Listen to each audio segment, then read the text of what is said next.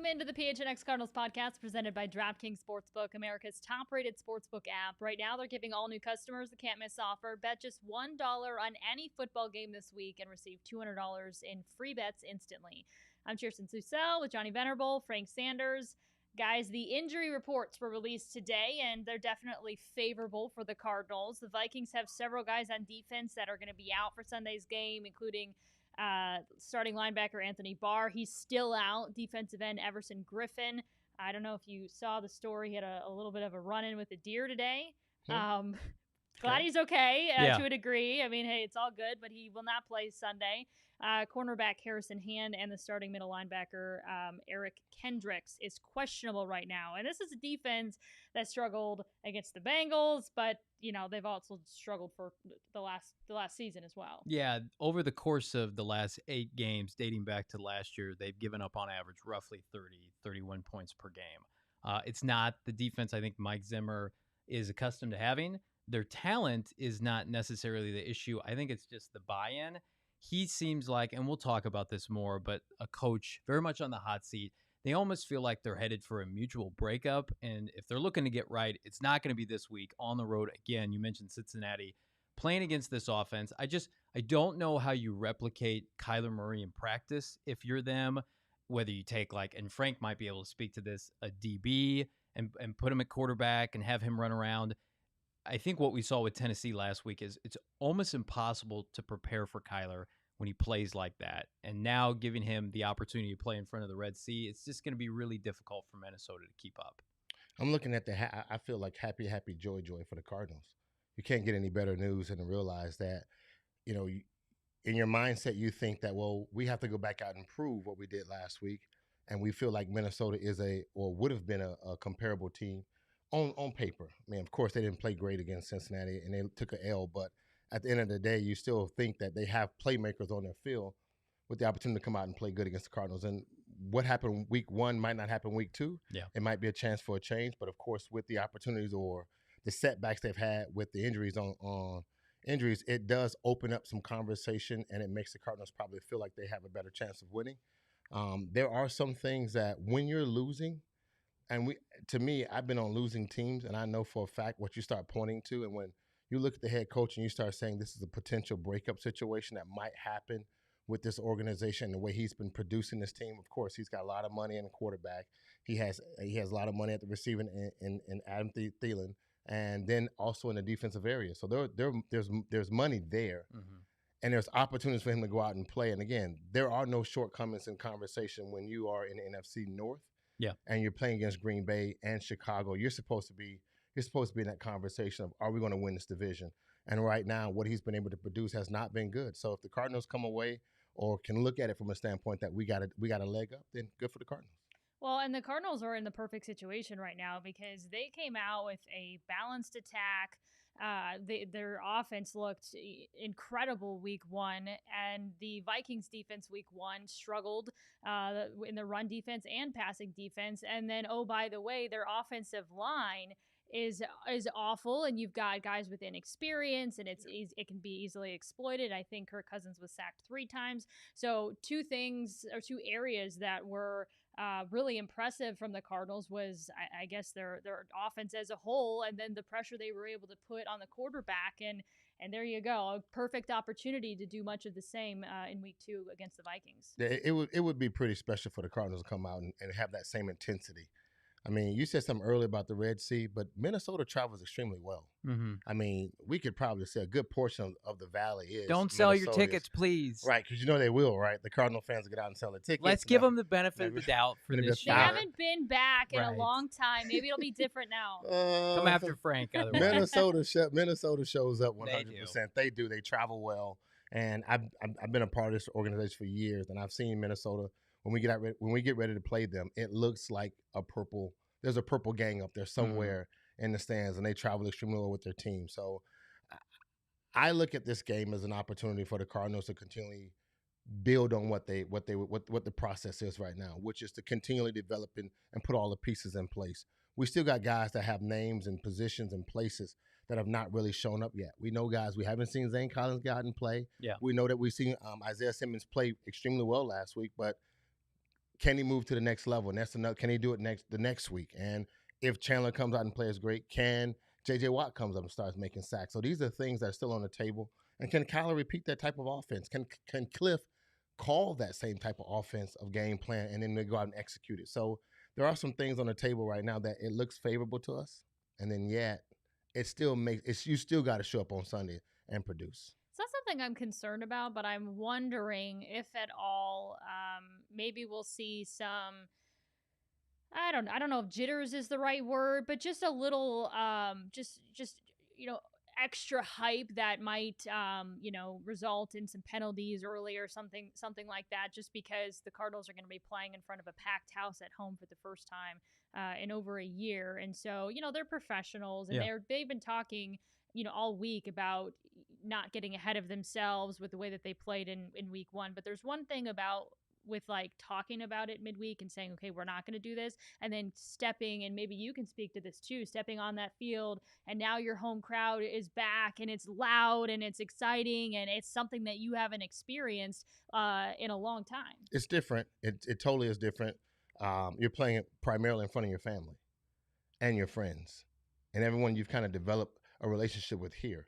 And so sometimes the guys do try to do too much. Mm-hmm. There are nerves. There are jitters in your own stadium.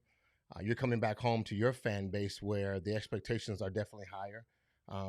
At the end of the day, you're hearing more of the conversations that are more local in the newspapers and the guys are printing. And then what we're talking about on talk radio, these guys are definitely hearing more of those conversations of what's taking place here and how the field, what the valley feels like. So I know for a fact that there are going to be more nerves here than it was going on the road. Everyone always says that, though, right? For the most part, you feel like you're more relaxed when you're on the road. You don't have to worry about tickets and who got tickets and parking passes and none of that the shenanigans that kind of creep in before you're getting a text message right before you get on the field and say, hey, can you get my supermodel into the game? You don't even get those situations. You know what I mean? Cliff might have to deal with that, but otherwise, but that's you know what I mean. You don't have those situations. But when you're on the road, but when you're at home, you do have those things. So hopefully the guys can get over that pretty fast. The beautiful thing is that they did practice. They had training camp in the stadium, so they kind of got a good feel of the atmosphere and what it feels like to go out and play and perform and practice in that particular area. They had all their practices were open. We attended some, very well turnout, and I think this was the big question mark with Kyler Murray and his maturation process as a young quarterback. I think we saw it maybe a little bit last year when he went back to Texas, that Monday night game against Dallas, and started slowing that first quarter. It took a little while to gear up. I think if he comes out and hits the foot on the gas, I think it tells us everything we need to know about where he is, because I think the defense is going to be flying around. I think they're going to force 3 and outs. I think they're going to set the tempo just like they did last week, because I think they'll feed off the energy of the crowd. Chandler Jones, J.J. Watt, they're going to be fired up. Can the offense have stability, put together an 8 to 9 play drive, open it up, and put points on the board? If they can do that, they'll be fine. What we don't want to see is Kyler, and he's been prone to do this not often, but once in a while, force a ball that he's not supposed to, fumble a snap from Rodney Hudson, something that's uncharacteristic. Right. If they can put that to bed early, they'll be fine. Meanwhile, the Cardinals dealing with some injuries as well. Linebacker Devon Canard is out with a hamstring, and then right tackle Kelvin Beachum, he's a game day decision. Of course, he was injured in week 1. But Kennard's absence could have an effect on what Isaiah Simmons does. Yeah, I think what we'll see, Simmons rushed the passer a little bit last week, didn't get home. And, of course, you have an opportunity to kick J.J. Watt outside if you want to. But it'll be Marcus Golden and Chandler Jones, of course. And then if you're able to play Isaiah Simmons off the edge, maybe Budda Baker rushes a little bit. I do think this game we'll see more Zaven Collins. Zaven Collins, first-round pick, 16th overall, played about 30% of the snaps last week. Jordan Hicks played almost all of them. Minnesota wants to run the football. They want to be physical with Dalvin Cook. We're going to see all 3 linebackers play a lot this week. I look forward to it. I mean, they got a tough challenge. Dalvin Cook's no slouch. Yeah. I mean, and the way they use him in the Minnesota offense is pretty spectacular. I mean, Chase Edmonds could be the second coming, or conversation-wise, if we use him a little bit more, he could be. They have the same skill set for the most part. They're both low 4-4 guys, 4-3 guys. They got great hands out of the backfield. And they do a great job when they get the running in space and running versus the zone. So they have a lot of the skill sets of the same talent. Dalvin Cook ain't no slouch, so our linebackers definitely got to get their heads on a swivel. And I don't think they just feel like Minnesota feels like they're just going to come down and smash ball us at all. They're going to finesse us. They're going to dink and dunk us like they typically should in their offensive scheme. So our linebackers definitely have to get ready to come to play. So we talked about how week 1, Larry wasn't out there. It's a little weird not seeing number 11. Statistically, the Cardinals may not have missed him, but for fans to, for him to not be out there, it was a little weird. And now it's going to be their first home game since 2003, which is insane that Larry Fitzgerald has not suited up for a game. And there's also an interesting correlation between Larry's career and the Minnesota Vikings. Yes, shameless plug. Go PHNX.com. I wrote an article that was published this morning on that fateful Week 17 matchup. Cardinals hosting Minnesota. Minnesota trying to get into the playoffs. The Cardinals were competing with the first overall pick. The Cardinals, of course, famously knocked off the Minnesota Vikings. Josh McCown to Nate Poole, back of the end zone, time expiring. You guys can look at the clip. It's fantastic, especially with the Minnesota radio call. So that catapulted the Cardinals from picking first to third. They took Larry third. This is a little bit of a sneak peek of the article. I still believe had they lost that game, given everything, that Larry would have gone to the Cardinals first overall. Denny Green, who was the coach at the time after Dave McGinnis got fired, and you know about Dave McGinnis, was infatuated with Larry. He grew up with Larry's dad when he was the radio sports journalist in Minnesota. Larry was the ball boy. So I think it was all destined to be, and I'm kind of giving away the article now, which is, it's behind a paywall. Go pay for it. It's good stuff. But unlike what, and Chierstin and I were talking a little bit off air, Frank, about what San Diego did, forcing the Eli Manning pick. You played with Josh McCown. The Cardinals were pretty content with Josh McCown. I think they were.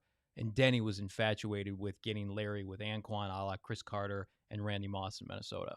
Look, Denny Green knows you have to have some weapons on the outside, and Larry had ties since he was a young kid as the ball boy into a position where he continually produced that pick, and then he put himself in a position where he could be a top pick.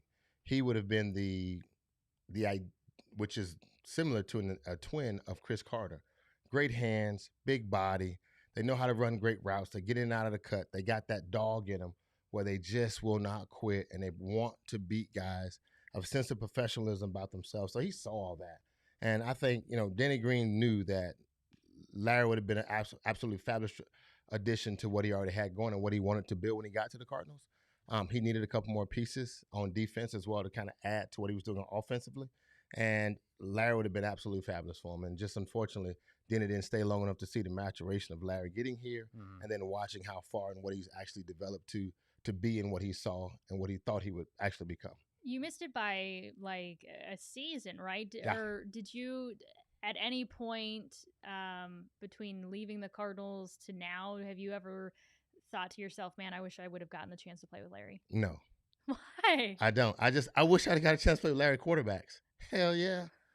I mean, some of them, not all of them. Let's be not clear. all of them. There was at least just if I had just 2 to 3 years with Larry's quarterbacks and Kurt Warner and CP3. Hell yeah. I mean, that's all I wanted. As a receiver, all you want is a quarterback. Yeah. At the end of the day, you want somebody to throw the ball to you. I had Rob Moore. I had David Boston. I had Eric Metcalf. I had Anthony Edwards. I had guys that could get it done in the NFL as well. We just had a bunch of quarterbacks in transition. And then we caught Jake for about 4 or 5 years. And in that window of time, we did some good things, but then we had to decide if we're going to pay Jake and then let guys go. So it became a money conversation. But playing with the bookend, I had Rob Moore. Rob Moore, 6'4". He drops his weight. He catches every ball. He's all pro just like Larry. We just didn't have quarterbacks and offensive line in sync like he did for many of his years. And look, watching him and Anquan play was absolutely some of the best history in Arizona Cardinals football history, as well as watching in the NFL history. Just when you want to tie them into what the greatest show on turf looked like when Kurt was over at the LA Rams or the St. Louis Rams at the time. And then you watch these guys compete against other guys. And to me, I felt like I had just the same amount of talent with me. We just didn't have the quarterbacks they had. So sometimes I'm jealous that I don't get the quarterbacks you guys have. I don't want to start crying now because it's going to be a very sentimental moment. But I do. I mean, look, if you can play with a guy like Larry, you're going to win because what you do know is the same thing that D-Hop knows right now when he has A.J. Green on the side. No one's going to double me. If they double me, you're going to be single. If they single you, you got to murder today. And the same thing, Christian Kirk has a thing. So if they're going to double me and him on the outside, they're going to play zone on the outside, and they're going to let you guys run free. You and Rondell run free on the inside.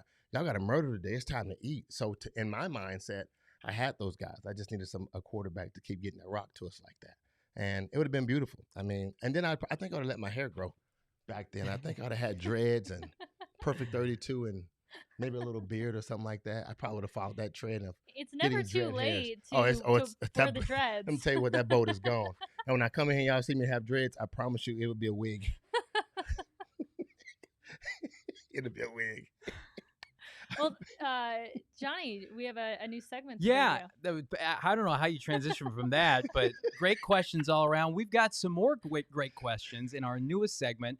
It's the Bird Gang Blitz mailbag. Hooray, look at that graphic where we take your questions Friday morning, twitter.com, PHNX_Cardinals. Send us anything. Yes, Chierstin, myself, Frank, anything you want, or pertaining to the matchup on a given Sunday. So we've got some questions here that you sent in. Super excited about this. I'm going to pose these to my co-host, beginning first with Juanito at Nito Sucks. And he asks, or she, do you think Chandler Jones will get his deal during the season or in the offseason? No chance we let him walk, right? And I'll pose it to Chierstin first. Look at that graphic. That's fly like I that. would say no chance the Cardinals let him walk, whether they get the deal done mid-season or afterwards. I mean, he's probably... I mean, this is just like my opinion. I feel like at some point during the season, they'll probably get the deal done, and there's no way they let him walk unless his demands are really insane or unless they really want to take him off and let him play through the entire season. I'm gonna play player side. If I'm Chandler and if I can go out this next week and I ball the hell out, I promise you, I'm not signing a contract. I'm gonna make them sweat. And I'm going to make them sweat with the intent that the same way JJ's brother did, I want to do the exact same thing. TJ. I want to do the exact same thing TJ did, which is, look, you guys want to sign me and then show up to the table. Because I know for a fact the money's going to change if 2 or 3 other DNs or interior linemen come out and they just ball out this year. Yeah, but you're betting on yourself because you could also go on and get injured at some point. Guess what? If I get injured, then they still know what they got. I got injured last year and they got me back. I gave you 5 sacks. Hello. Franchise tag for an outside linebacker next spring, $24.5 million. So he could pull a he could pull a Kirk Cousin and just go year for year for year, and they hope they franchise tag him for $24 million. Next year it might be $27 million. The following year be $23 million. I'm playing devil's advocate in this moment. I think Chandler really wants to be here, just truthfully. And so the idea is that JJ's here, and you got some dogs behind you. You can really eat well here. You like the Valley a lot. So truthfully speaking, if they come to the table with 120, they gave TJ 110, I think, 110 million. So I think if somewhere around that number you meet my number, then we'd be pretty good.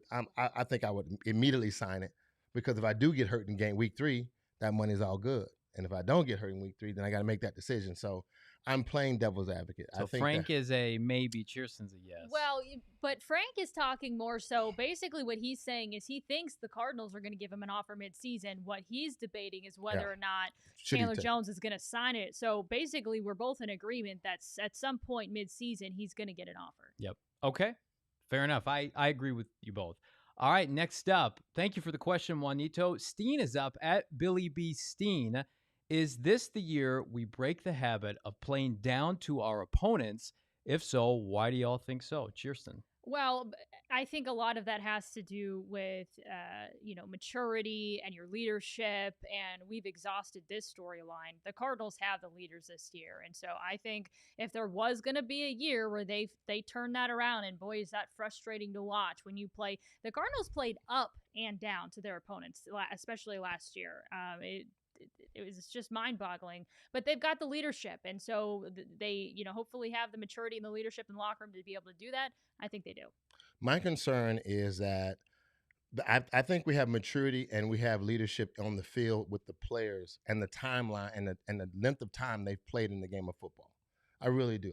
Most guys got between 3. That's actually starting between outside of a couple of players, maybe that's got 3 to more years in the league, and they got enough leadership on that part. My concern is something that most people never think about, and that's coaching. My concern is that our coaches will not arise to the moment. And that moment is where you really have to start defining yourself. Now, I'm saying that because I've been in places where I've seen coaches not rise to the occasion. They start dumbing down their calls and their attitude and their mentality versus their opponent. See, we just see the players on the field playing against each other because we're physically doing it, but it's really not the case. When you're playing chess, the pawns and the knights and the bishops, they're just there. But it's someone else on the other side's mentality that moves the pawns and the chess and the bishops and the knights.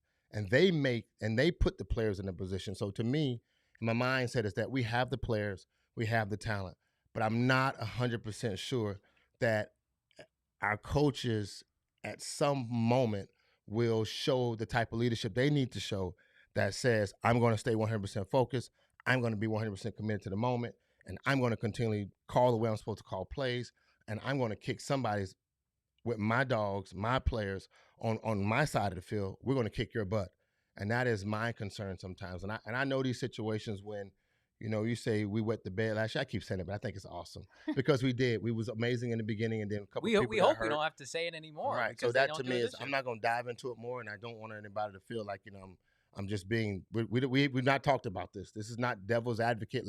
We didn't rehearse this moment. I'm just saying, from being in the locker room with scenarios and watching us look like we're great and knowing we have great pieces, and then watching not just us look at ourselves and say, we can go out and kick butt, but be on the field like it's 3rd and 17. I know for a fact we got 3 plays in our playbook that can get us at least 3rd and 18. Or let's trust them. But you're going to run a draw? It's 3rd and 5. We're running a little You're alluding dinky to that little week dive. 17 play against the Rams last year. And that's the conversation I got to have with beyond me as a player. And I don't want the fans to think that it's always just about the players. It ain't always about us. Sometimes we're the chess pieces on the board being controlled by somebody who's calling a play. And if that happens and he calls a play that just seems like a piece of crap, then I tell you what's going to happen. We're going to be on the field like, man, it's a piece of crap. And then you're going to get 3rd, and that's the kind of stuff, to me, I'm supposed to bring to this conversation right here to make sure you understand that it ain't always about the players. So my question is, and my concern is, I got to make sure my coaches don't play down. I know the players are going to get ready. I know they're going to be ready to play. But if you don't call the right plays and make us and put us in a position where we're attacking and we're more on our feet, backpedaling, then that's my concern. So watching the Cardinals play last year, did you feel like you were finding yourself feel like the coaching staff was game planning down to their opponent more often than it was players playing down to the opponent? Well, if we watch, I'll say this here. We did not evolve much last year. Correct. Offensively or defensively. And I can't say what was happening in the locker room because I wasn't there. But I can say what I saw on the field as a former player. It did not look spectacular. It did not look like we were trying to attack a defense. When when we are in the red zone and you're still got 5 wides, or when we're inside the 10-yard line getting ready to score and you still got 5 wides or 4 wide receivers, then that to me is a concern. That to me says you're not really making these adjustments. Last year, a bunch of tight ends just caught a ton of balls against our defense.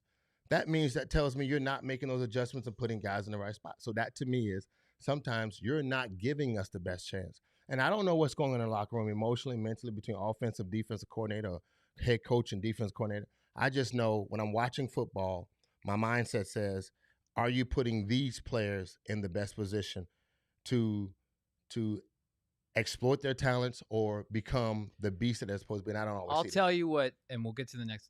Billy, how about that for a response? The training wheels on Cliff Kingsbury, I think, are secured this year because of 2 players, J.J. Watt and Rodney Hudson, and specifically offensively. Very good points. I don't know if you guys have seen the quote this week. I think it was from Kyler. Maybe it was from Christian Kirk on the Kyler Murray-Christian Kirk touchdown pass where it was like a throwaway lob back the end zone, over the head, Willie Mays catch. That was an audible from Rodney Hudson that they didn't have last year, and they have his presence now. And then I just think Chandler Jones and J.J. Watt getting that defense up was something they didn't have second half of last year. So, I agree with you both.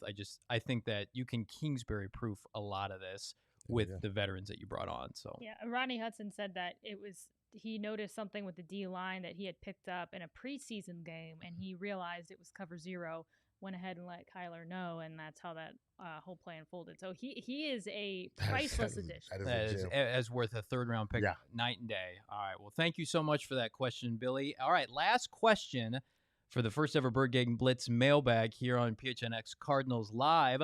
The Incredible Falk at Incredible Falk 7.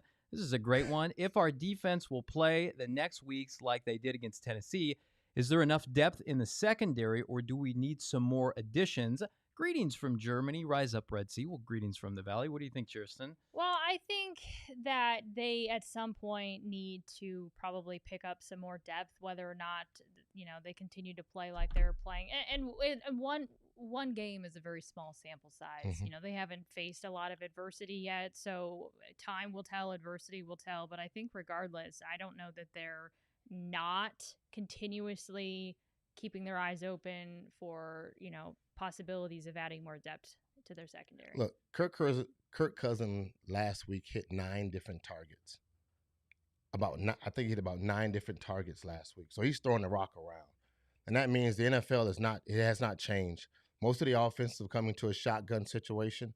It's more predicated to a 4 and 5 wide receiver. The days have gone of a fullback actually being an iconic piece in the offense, and a tight end that actually blocks is an anomaly right now. And they're just getting bigger. Small power forwards that could play basketball in the NBA are now outside playing football at running 4.5s and 4.6s and 235 pounds, looking like receiver-esque, but they're just big bodies. So those are parts that are going right now. And I think that we need to continually add in our secondary without a doubt, because it's just the NFL is becoming more of it's a track meet, and you got to have guys that can actually show up. We're going from our D linemen looking like linebackers at 235 to 265 pounds that run between 4.4s and 4.6s. That's moving for a defensive end D lineman. I mean, and now our linebackers look like strong safeties, and our DBs are just looking like receivers. And now you got nickels and dime packages require 5 DBs and 6 DBs. That's the difference between a nickel being 5 DBs and a dime being 6 DBs. And you have to have all that on the field, and they got to cover everybody. So sometimes I think we need to add more. Constantly, always trying to add more, because that's where the NFL's going. Right. Last 2 trading deadlines: Kenyon Drake, 2019, Marcus Golden last year in 2020. I would bet money that Kyle makes another move this year. Yeah. I agree. Well, the Cardinals are now 4-point favorites over the Vikings, according to DraftKings Sportsbook. So for my DraftKings pick of the week, to me, it's a no-brainer. I'm taking the points. Cards winning this one outright. Definitely not going to bet against them in this one. If you download the DraftKings Sportsbook app using the code PHNX, you're going to receive $200 in free bets when you place a $1 bet on any football game. They are also giving all customers who sign up now a shot to double their money if Arizona or Minnesota scores 1 point during this Sunday's football game. And you can't go wrong with that. As always, 21 and over, Arizona only. Gambling problem, call 1-800-NEXT-STEP. New customers only for the free bet promotion. A minimum $5 deposit and $1 wager required. Eligibility restrictions do apply. Max $50 wager. Again, for this no-brainer offer, 1 per customer. See DraftKings.com/sportsbook for details. And right now, we've got an awesome promotion going on for our members here at PHNX. Buy 1 t-shirt on our website. We recently dropped a new Cardinals-themed t-shirt, which you can see up there. I think it's awesome. That's fly. Members, so buy 1, get 1 on the t-shirts, but members are also going to get other exclusive deals, access to additional content like Johnny's awesome articles, and our members-only Discord, which we love chatting with you guys on. So sign up to become a member on our website, PHNX, gophnx.com. All right, time for another game. Pass or Run is back. Second time we're doing it. Whoop, whoop. I can't wait for it. Whoop, whoop. All right, guys. So as always, I'm going to make a statement. Are you going to pass on the statement, or are you going to run with it? So the Cardinals will have multiple passing and rushing touchdowns this weekend. I'm going to run with it. Oh man, that's tough. I'll run with it because I think Kyler Murray could score one of those rushing touchdowns. Neither of the Cardinals' starting running backs got in the end zone last week, and I think Kyler Murray's going to continue to throw the ball around, so I will run with it as well. Okay, I'm going to run with it too. I mean, you never know how they're going to score. I definitely think they're going to score multiple touchdowns, but you never know. I'm going to run with it. All right, both J.J. Watt and Chandler Jones are going to record a sack this weekend. Run. Yeah, absolutely. I think Watt gets home this week. The Minnesota O-line, I think, is worse than Tennessee's, especially on their interior. And I don't think you can stop Chandler Jones no matter how much help you give. So I would say yes. Decisions. It's hard to say because I know for a fact that they have to make adjustments to protect the quarterback that got sacked at least 3 to 5 times last week. And some of those sacks are definitely quarterback sacks where he held the ball a little too long. So I'm going to run with it. I mean, these guys are beasts right now. They're chomping at the bits. Coach is going to come up with some slick ways to open up the gates for JJ so he can get on the board. He can't just be stagnant and let Chandler have all the fun. He's got to do his thing. They're the #1 fantasy defense right now, if you can believe it. The Arizona Cardinals. Who would have thought after week 1?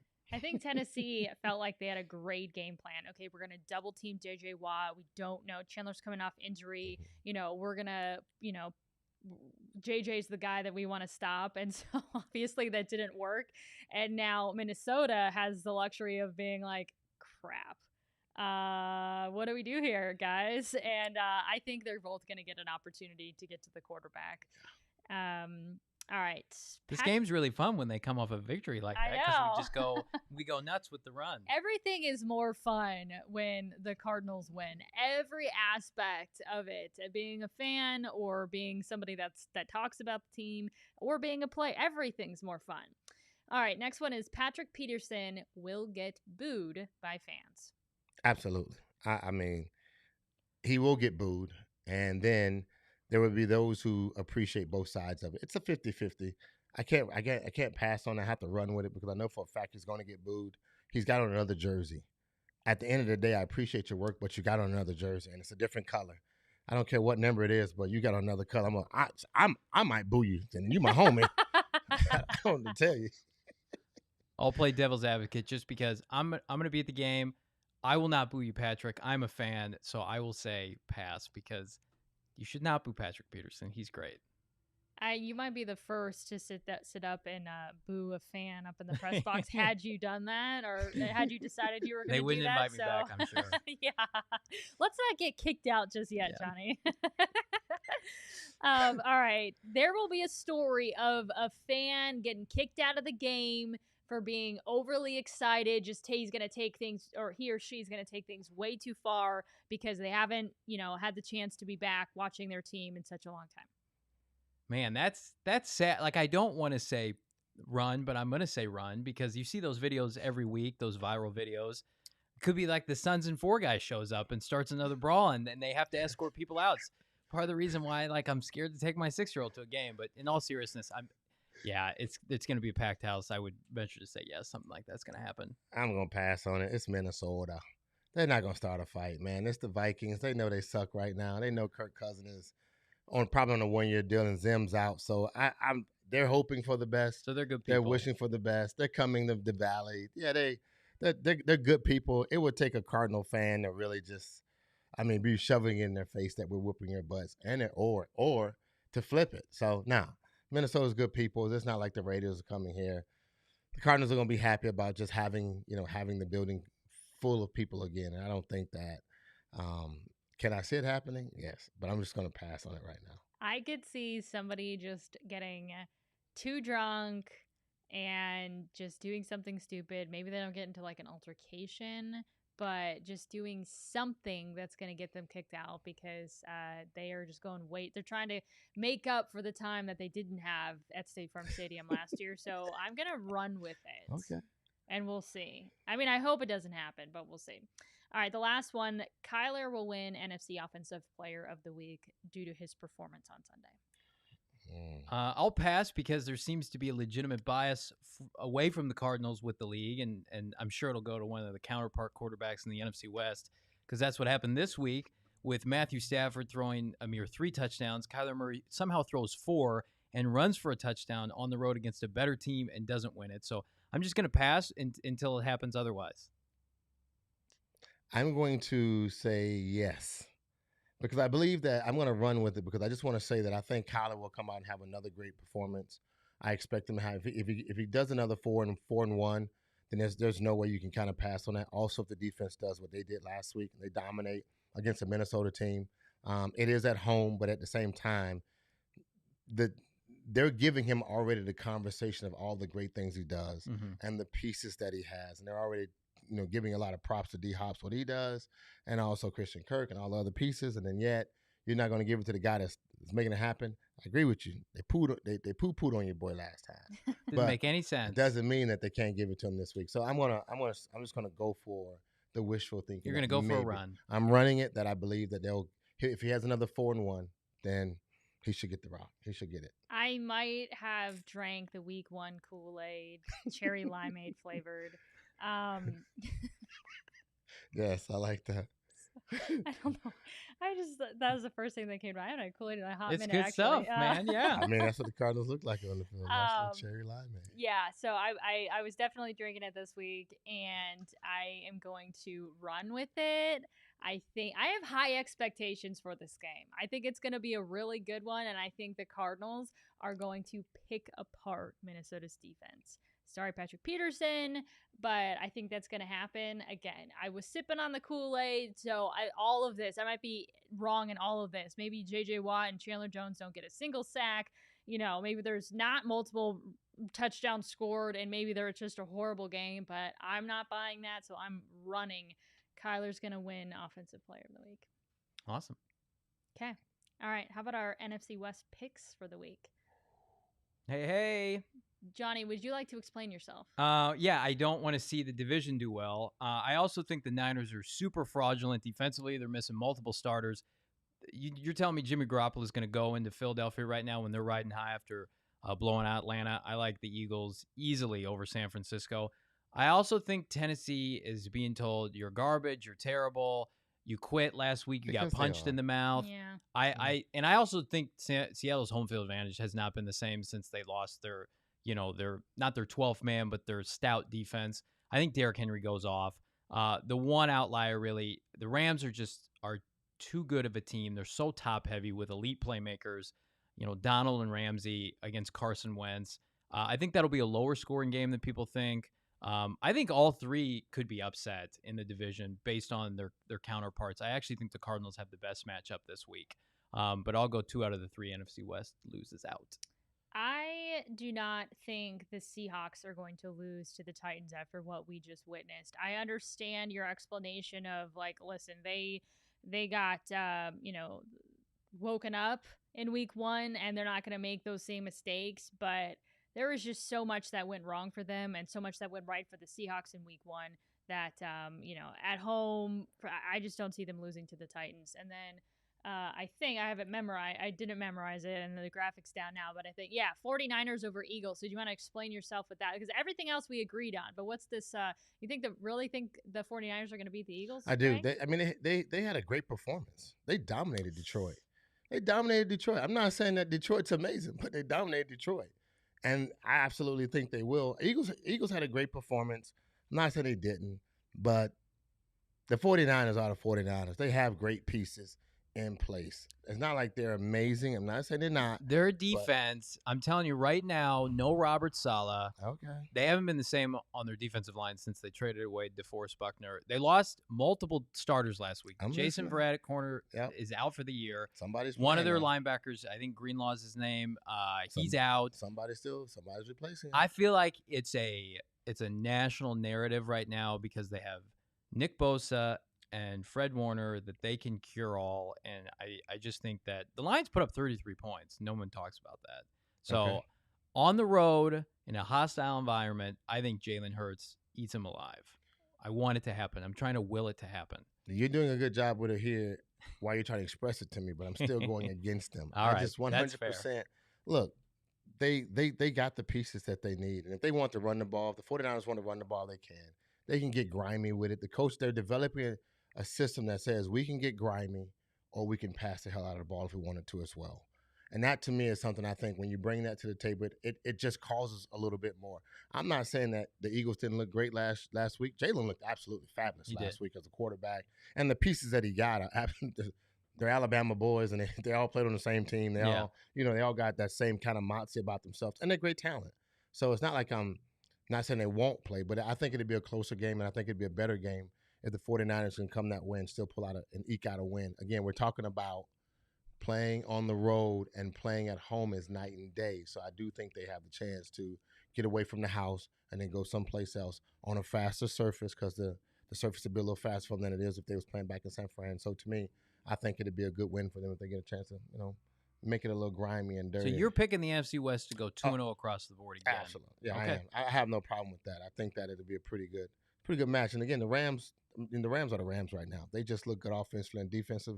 They moved Jalen Ramsey around. He looked absolutely fabulous last week, just with what they did for him and what they did to him by putting him in different spots. So, and then the coach, I'm still not sold on Wentz. I don't care what anybody says. He looks good in tights, but when you get him on the field, he doesn't look like Eagles the guy. knew what they were doing, and they did the right thing. And I don't care if he was with Coach Wright. I think that's a good conversation piece to have, that I'm with my offensive coordinator. He knows what I'm doing.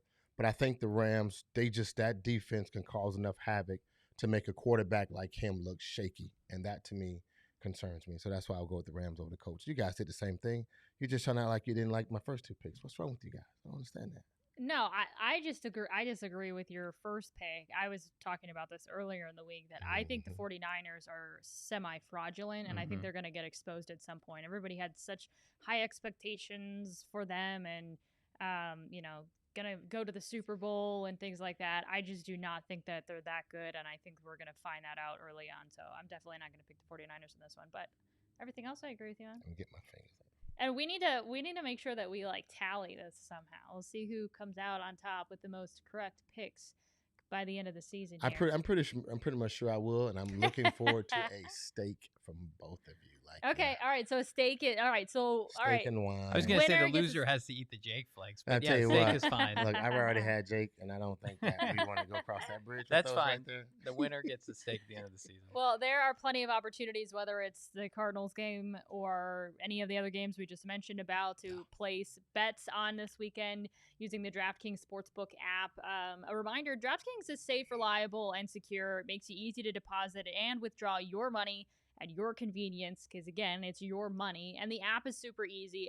If you've been listening to us, I admittedly am still trying to figure out the whole sports betting thing, and the DraftKings Sportsbook app has been super simple and easy to understand, as we're all still trying to figure this out. Johnny's the expert here. I rely on Johnny tremendously. Look, I am a novice at this in regards, because as a former NFL player, they wouldn't let us do it. So just understand, my conversation is that I could not bet, and that was something I couldn't take the chance on. And now, thanks to the DraftKings Sportsbook app, thanks to the PHNX code, it makes everything much easier for me. And at the end of the day, I get to come to you and ask questions, and you give me the answers. And next thing I try my best. Once I keep winning, I'm just going to buy you some steaks. There we go. I want to do a quick plug too for the app, and I think a lot of the misconception with a lot of these online gaming apps is it takes forever to get my money. You can do an instant transfer to your bank. I just did it yesterday. It's seamless. It will get there same day, usually within the hour. You get your money and you can go do what you want with it. Yeah, that's pretty good. Mine goes to my wife, but otherwise, you guys can go and do what you want with it. That's a great answer. Mine goes to my wife, the golf course. So I don't tell you. All right, this leads us to our last segment. I had the opportunity to speak with DeAndre Hopkins' mom, Sabrina, yesterday. We had a fantastic conversation.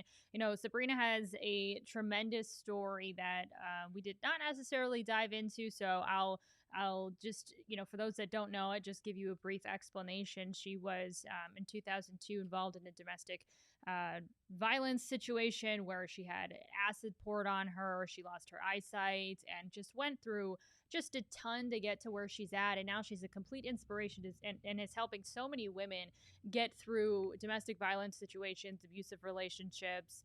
And so, we did talk a lot about her story, but then we also had, just a fun conversation about DeAndre and some things that you might not know about her son. So here is a small clip of that interview. For you, is there one thing in particular that DeAndre's accomplished that you feel it was your proudest moment as a mom? I think there were many coming up. DeAndre's resilience that he exudes is over the top amazing. I mean, he just keeps going and going. He never surprises me. But I think if there was one thing now that I would speak on, that would be that I don't think people realize how business-minded DeAndre is. most of his business endeavors is something that he did himself. He's like, hey, team, come and get on board later. But he literally creates these relationships with these people himself. And some that he's like, I don't want to, I don't want to be a part of, but he's a very smart businessman now.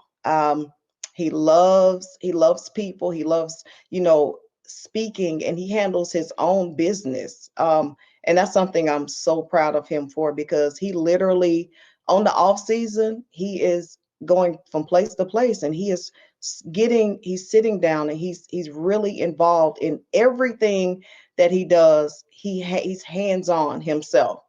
And I don't think a lot of people realizes how smart he is and how savvy he is when it comes to business.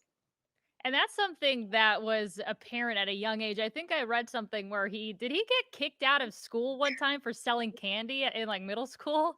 Yes. So I would say that he's always been a young entrepreneur. That's a good way to put it. But yeah, he decided that he would go and sell candy. So he's seen his business take off really early, and not realizing that you cannot set up a stand in front of the school stand at school.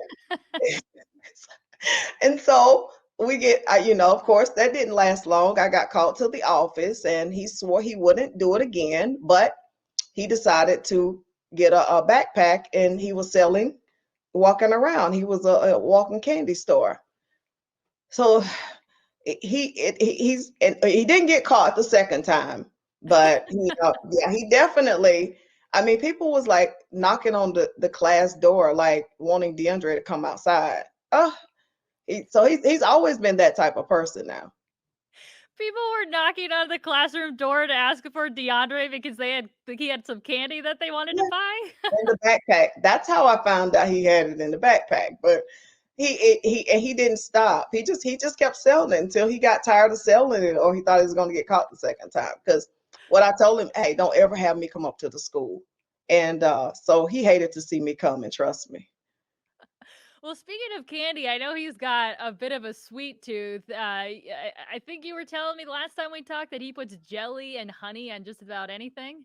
Yep, jelly and honey on everything, and he still does that. He still does that. And ironically, his father did it, and he didn't even realize this, because his father passed away when he was 6 months old, and so it was just like deja vu for me that DeAndre grows up and do the same exact thing as his father did. Jelly and honey on everything. Doesn't matter what it is.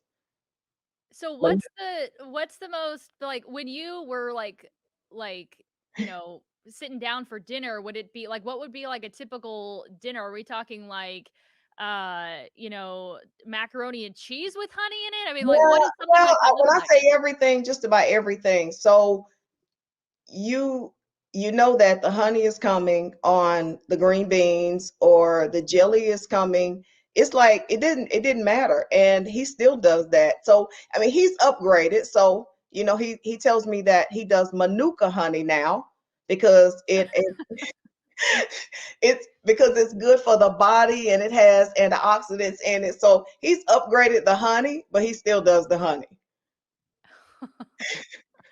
Oh my goodness. Okay, that is interesting. And so it's no surprise that he now has his own cereal box, which you guys were able to collaborate for, as an awesome picture of your tradition on the side of the box. Yeah.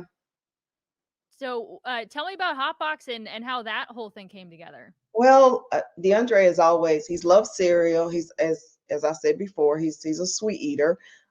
He's probably the only one out of my children that like really indulges in sweets a lot. I have to kind of pull him back. So it was no surprise that the cereal was one of the things that, as an entrepreneur, that he decided he wanted to do.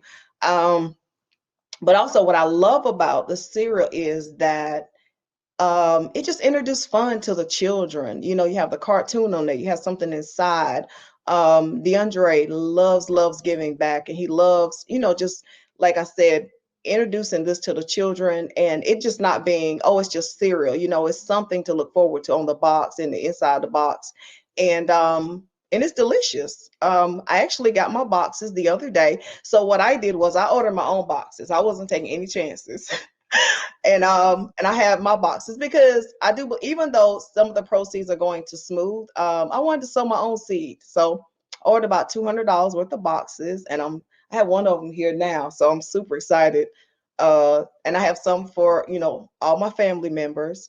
But I think it's very important that it was no surprise that he did the cereal for one, because he loves cereal, love anything sweet, and he's, like I said, he's always giving back to the children. So this was a way for him to, give the children something to do and something to eat. And it didn't hurt that I was on the side of the box.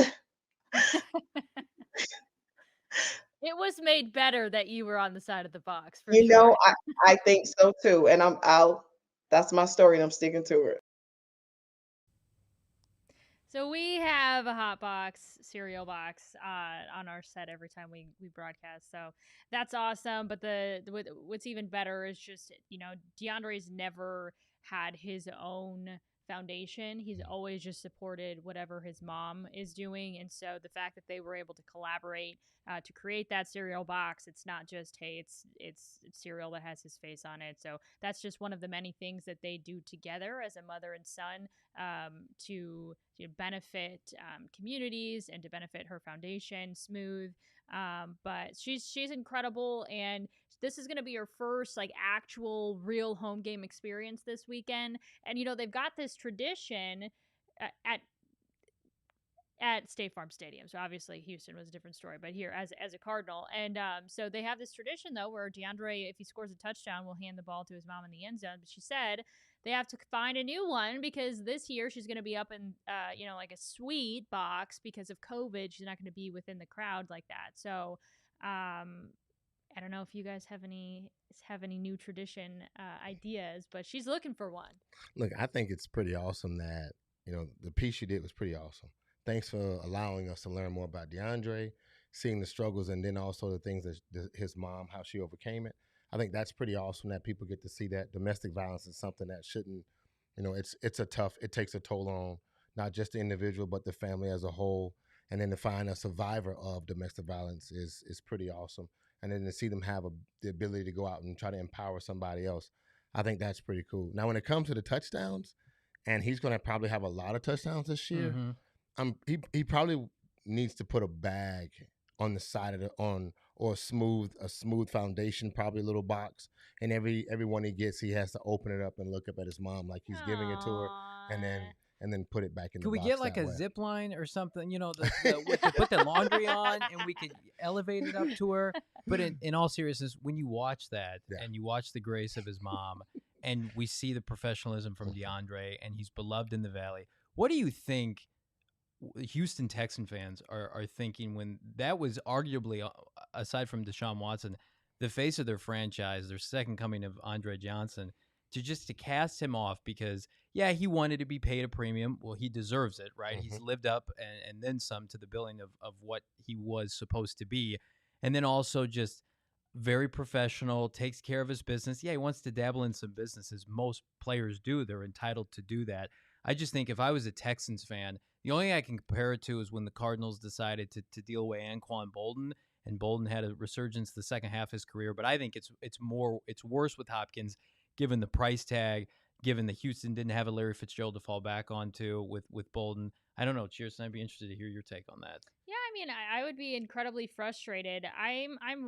Nobody wants to feel like they're being ruled with an iron fist. And so from his perspective, if he's like, okay, I'm going to give you 100% when I'm on the football field, but if you're not going to let me, do some other things that I'm interested in life, like why wouldn't you let me do that? And obviously he came to Arizona and he's allowed, to do outside things, and he negotiated a great deal for himself. He did. So they're paying him, and they're, it doesn't have to be, you've got to only do football, or you're going to only make this much and be happy with it. And the iron fist type of mentality. And the Cardinals have figured out a way to build a relationship with him that allows him to, feel like he's respected and has freedom to do other things. I think that if you're going to knock Cliff Kingsbury for his coaching, you have to give him credit for the pro player mentality that he has in the locker room, that he's not Bill O'Brien in the worst sense, that he drives elite players away. And I think just in 2021, you have to empower players because they are more than just football players. And Frank knows this. So I commend and applaud Cliff Kingsbury for creating this environment where players want to play here. Look, I was here when we were getting rid of players, and then they would go on and be Super Bowl. They would go on and win a Super Bowl, and Lomas Brown or Simeon Rice, and to name a bunch of them, it'd just be too many guys. And then they were also all pros when they left the Arizona Cardinals. So I know that sucks, especially as a player, and then also as a fan. Did you play with Thomas Jones too? I was here. TJ got here when I was here, yeah, and I saw him leave and go, Chicago and have a great career running the ball. So that's a process where, there's a business side of the game, but then as a fan and as a former teammate of yours, to watch you leave and then go on and make and add that talent to someplace else, it is it's frustrating because you could have had that type of talent. So if you're a Texans and for a fact he was on your team, just like JJ, he was on your team, and you're watching these guys go on and flourish, kudos in the good attaboy or pat on the back, but in truth, you feel like that could have been my teammate and that could have pushed us closer to winning a championship. So it is as a teammate, I know for a fact it's bittersweet in some ways. It's very bittersweet, but he's been able to accomplish something, and the Cardinals are winning on that. Again, they were able to transition out of a superstar that we have in Larry, future Hall of Famer, to now another up-and-coming future Hall of Famer. And then also on the defensive side. We made some transitions and guys that we tried to have on our defensive line. And when I got J.J. Watt, and we needed leadership. Not only that, we need a presence. We have all that. And so I think that is to the betterment of the Arizona Cardinals, and the fans that are here are absolutely reaping the benefits of that. That was just a small part of the interview that I had with Hop's mom, Sabrina. We're going to drop the entire interview in podcast form tomorrow morning. So make sure that you sign up wherever you get your podcasts, Apple Podcasts, Spotify. Subscribe is probably the word I wanted to use there, not sign up. And then if you are listening to us in podcast form, remember that we do have a YouTube channel. And if you're a member, you're also going to get access to the full video interview as well. And if you're not following us on Twitter, Instagram, and Facebook, it's at PHNX_sports. We love to chat with you on social media as well. And I guess, guys, we will see everybody after the game, hopefully after another Cardinals win.